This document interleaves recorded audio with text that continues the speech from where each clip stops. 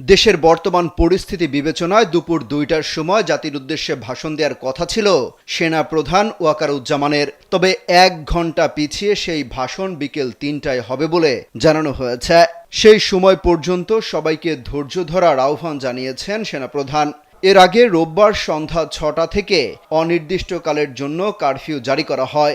এদিকে আজ long March two Dhaka কর্মসূচি ঘোষণা করেন বৈষম্য বিরোধী ছাত্র আন্দোলনকারীরা।